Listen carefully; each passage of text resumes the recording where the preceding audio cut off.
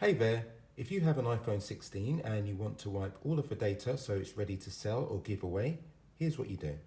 First off, go to Settings.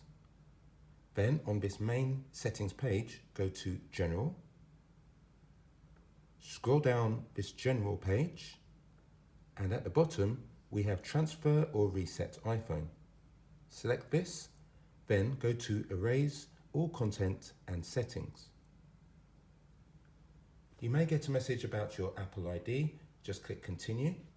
From here it says Erase this iPhone, we'll say Continue, Erase iPhone. Enter the passcode,